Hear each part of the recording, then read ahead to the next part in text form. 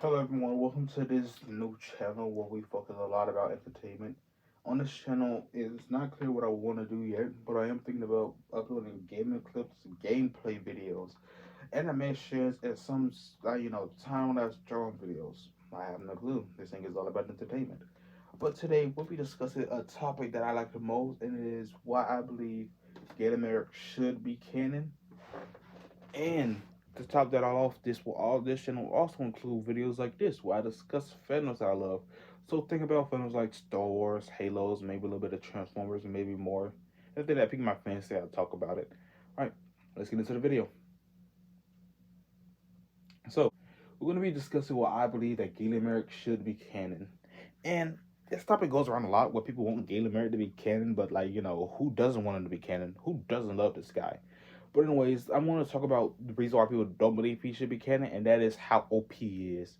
Some of the videos I watch when they say he shouldn't be, they always talk about the fact of how OP he is, and I just sit there like, do they not know? Do they not know this? Like, it just hurts me, and I feel like I should write down in the comment section why I believe this and this and this. But instead of doing that, I will make my own video, and hopefully that this video can maybe get big enough to get out there so people can hear it.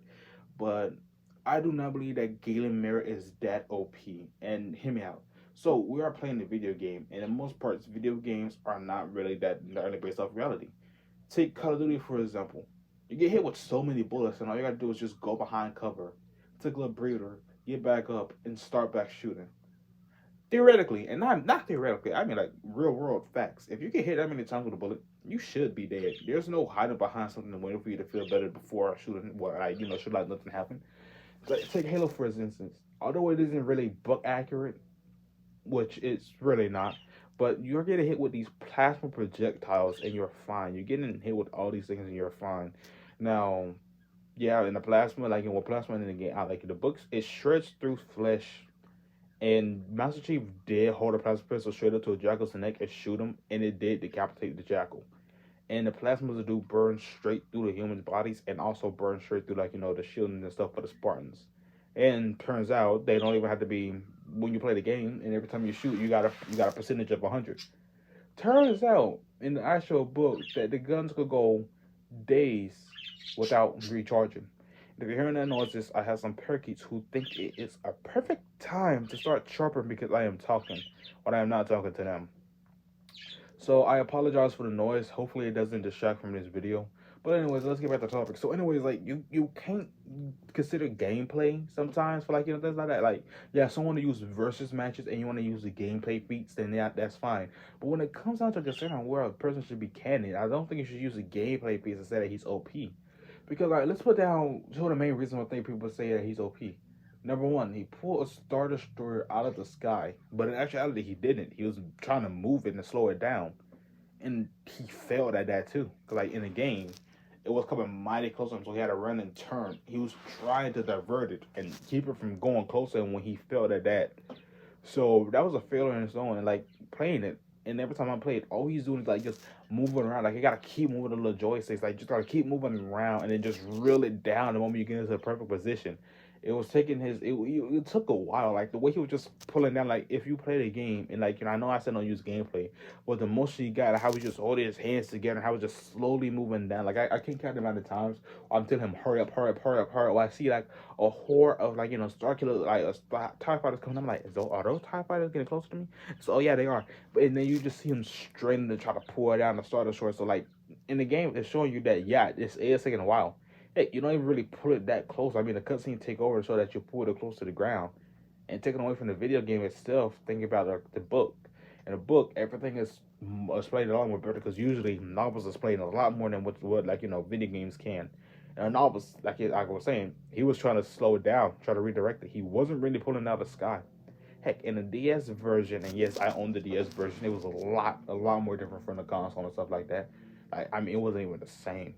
But anyways, he didn't stop a Star Destroyer from falling. Rather, he tried to stop a piece of space station from falling. And when I watched it, I'm like, is that a space station? And when I played on the Xbox, I said, yeah, the game had a. I said, yeah, the DS had a space station piece.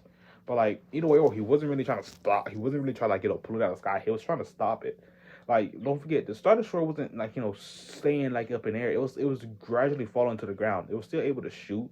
It's not TIE fighters, but that was the best it could do because it was still falling to the ground. So, and I don't even think the TIE fighters was a real thing because I haven't read far in the book, but I believe that the TIE fighters was just part of the game to make it a lot more fun. And that's what I did. He was just trying to redirect it. And second off, him defeating Darth Vader. It wasn't a straight up him just being a lot more better, but it was more like him using his mind and his best attributes. So let's put it this way: Darth Vader is a slow, cumbering mess in his suit. Palpatine specifically made it so it could hurt him and so it could be slow to remind him of his failure. While in some comic books he was offered to upgrade the suit, I believe he didn't take it because he wanted to feel the pain of his failure. Like, don't forget, he was pretty messed up inside the suit and outside the suit. So like, he was always in constant pain. But being shocked by some electricity into your suit will cause a lot more pain to make you slow down. So that's what he was doing. Don't forget, most of the Vader parts are also robotic. So Starkiller was shocking him and moving fast enough for him to not be able to hit him. Meaning that he didn't win with sheer brute force, or like, I don't know, whatever kind of brute force, like, lifesaver combat. But he won because he was using his greatest attributes, speed and electricity. In the game, I believe electricity did do something to him, but when I played, Dark Vader was a tough boss to beat, and it took me a lot of tries to try to beat him. So even if you go by gameplay, it took you a while because Dark Vader is so strong. I think in like Force Unleashed 2, that was a lot more easy to fight him. Force Unleashed 2 just felt like a massacre in my eye. I mean, I'm not like a massacre like you beat them up. Like, it just don't hold a candle to the first game. Like, yeah, it's fun using two lightsabers, but it just felt so different. And like, I don't know if it's just me. When I played it, I felt so cheated because the game went by so fast. Like, I bought it. On the fact the game to be like done relatively quickly. Like, what? You break out of the Citadel, and you go to this little arena place. You go to the ship. The ship get invaded, and you crash back down the Camino, and then you go straight to go fight Darth Vader, and that's it. So that's like what, 4 missions? Yeah, that's practically like just 4 missions, like 4 long missions. It wasn't even that long. You could probably just speed past them if you know what to do. But besides that, Darth Vader did get defeated more like with skill. And like another thing, he wasn't like we always know Emperor Palpatine is holding back. Even Starkiller admitted that he was holding back when he fought him and he won.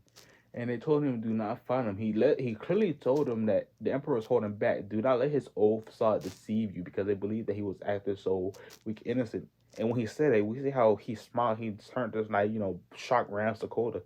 So Starkiller standing in a way to block the electricity and kept getting closer to him. And he wasn't using his own electricity. He was more so like pushing it back, doing a lot better, doing more of a better job than most people with his lightning. He still died in the end. Like, I never believed that he died, but every time I look at him, I'm like, yeah, there's more of a chance that he did die. This, and they even made it clear that he did die too. Dark Vader just thought the idea of cloning him.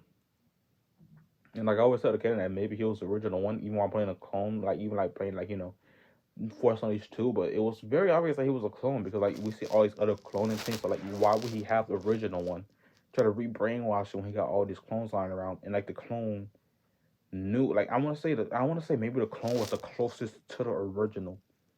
I believe that's what he was, but like I mean that's really it. Well, all of like his best feats, it was like gameplay logic and someone else holding back because he wouldn't be able to defeat Palpatine that easily, which he wasn't. He died trying to hold back his lightning. And Darth Vader was mainly him using electricity, which is like in the book, he was using electricity at speed, so like that was easy for him. And then again, it was like he was trying to redirect the starters when he failed at that. So it's like those three, his so-called greatest feats are not that great. Don't get me wrong. He is very, very gifted in the Force and will be able to kill a lot of Jedi's, like new and old, and will most likely decimate Rey and Kylo Ren in the sort of duel. But like, that's expected. Luke learned how to fight with lightsabers from the little droids and by Obi-Wan when Obi-Wan was old. So he couldn't teach him that much, and then Yoda couldn't teach him that much.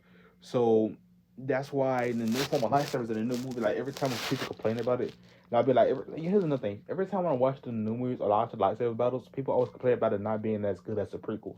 But like, I didn't have a problem with it, but I always thought, like, they're not masters. They don't have a master, because like, let's put it this way. Almost every Jedi died. And the Jedi that survived was always usually just like Padawans. The Jedi Masters who did survive ended up getting killed, like Lim Sedula and Shakti. They both died. Lim Sedula was like just they used her corpse to like, pulling Jedi's, which was dark. Like when I saw that, I was like, oh Jesus Christ, she's dead. But like it's the reason why all things are like just so slow. And why it is slow, I wouldn't really want to talk about, like, it's not good. Like, yeah, the lightsaber battles are entertaining, but then you also got to remember that there aren't masters. They learned this from Luke, who barely had his training. So like, yeah, Watto, like Ray and Luke is gifted in force, they aren't that good at fighting. But like, if they go up against someone like Starkiller, say if for some reason they do got better force powers than him, they just gonna get bodied because he's a better. He learned from Darth Vader. He learned from Anakin Skywalker, who is now part of the dark side. He wasn't really that less capable than, like, he was a lot younger too, so he wasn't that less capable than Ben. Like, not Ben, like, yeah, Ben Kenobi. So like he would have been able to teach him a lot more. And don't forget, he had a droid proxy who was able to mimic these other people, like mimic these Jedi's and Sith. So it's like he got the perfect fighting style, which is why he's incredibly gifted. So like, say if you do bring him back and you want to tone down his powers of, like, force, it would still be fine since he's an excellent duelist. I don't know, like, depending on the timeline, you could bring him in. They can either bring him in before Rebels or like, they can only bring him in after Rebels, depending on how they do it. Because like he could fit into the story. Heck, maybe you want to make a new trilogy, make him the big bad, or make him the main character. Actually, no, listen. If you're listening, just here's what you should do, and please take my idea. People didn't like this new stuff with Ray. Not a lot of people liked it, but here's what you can do if you want to make another trilogy after that. Make a whole new bad guy. Check out one of the bad guys for, like, can't like the canon material. Like, I believe there's this one Twi'lek Sith female. Like, I like this one female Twi'lek Sith. If you want to use a female character, like, maybe you could use her as a Sith. I think they did say Dark Maul was, like, in the master.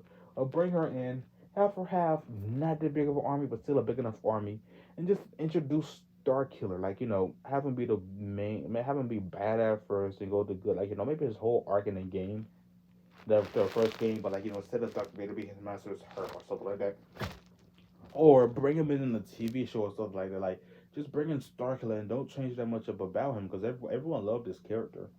And like, I think he can fit into canon because he won't really mess up nothing in terms of, like, set up already. Because like in his game, his family symbol was the only thing that inspired the rebels. Like, he didn't inspire them themselves. He more like his birth symbol, like his family symbol, became the symbol of the rebels to honor his sacrifice. That's the biggest thing he actually done to change canon a little bit, and it wasn't really change canon. Kind of gave an origin to that, and like, I don't even think there's an origin to the rebels symbol. I think, like, in the Star Wars Rebel, I think it was just that the rebels got formed. So who knows? Maybe in this opposite, maybe, like, coincide with rebels. You got this going on with, like, Ahsoka. Say that after, like, season 2 ended, when Darth Vader was walking out of the temple fighting Ahsoka. Say that, after that he went to go deal with, like, Starkiller. He healed himself back up and he started training Starkiller. Oh, look at that! Starkiller just out of betray him too. I don't know. Have something else going on the different side of that, or like make a TV show. Like, son, I feel like Starkiller could be brought in and then they follow his story. It shouldn't be able to change it that much because, like, you want to fake nothing to, like, the Clone Wars characters, because like he wasn't even born then. And he won't do much to change, like, the the original trilogy. Maybe, just maybe, a little bit, since that game theoretically did take place before Luke or anyone fought against them. But then, like, so the Rebels, and in Rebels we already had Darth Vader, like, fighting them. So it's like, while Darth Vader was fighting them and stuff like that, you got these things with Darth Vader already being active and stuff like that. And now that I think about it, and Rebels did, I believe Rebels did happen before, like, the original trilogy. So Kanan and Jarrus, what's his name, Ezra and Ahsoka fought Darth Vader before he fought his son. Darth Vader met his old best friend, fought her, and I believe he most likely killed her too. And a few years later, he had to fight his own son. Imagine that. And he fought one best friend, Ahsoka, and he had to fight another one, Obi-Wan, and killed him. Then he had to fight his own son. Strange. Anyways, Yeah, that's why I believe that Starkiller should be canon. Most of his feats could be toned down to where it wasn't that powerful as people think it is. And don't get me wrong, it's still impressive, like, as a powerful force user, but it's not as OP as people think it is. And he got perfectly, like, dueling skills too. So I think that could also put him on, like, high enough standing. But like, I don't know. Tell me what y'all think down in the comments below. If y'all do leave a comment, if y'all wanna like the video, y'all go ahead and, like, just like it. I do, y'all. I hope y'all enjoyed the video, and I hope y'all are feeling Starkiller too. If y'all did enjoy this video, like I said, I don't know, just leave a comment. Tell me about another topic you want to hear. And if y'all want me to, I could probably give a review about what I think about the, like, the sequel trilogy with, like, rating them. But I might gotta rewatch the first movie and the second movie. No, the first movie and the last movie. But I haven't watched the second one, so I will gotta watch all three movies and then give my honest to God review on them. But if you want to hear other things too, let me know. I might, since the Olympic Days around the corner, I think that might be the first game I'm gonna do a long gameplay with.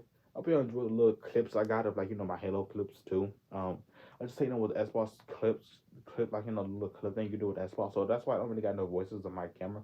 But it's the easy way for me to do it. I don't really use a PC, and I got, like, a camera for that too. But if I was to get more into, like, if I was to get more into, like, making, like, gameplay videos, I would get the right equipment for that. Other things that come to this channel, I'm not the best at drawing. Like, I think I'm good, but I won't be. I don't think I'm that good enough to have, like, my time lapse videos.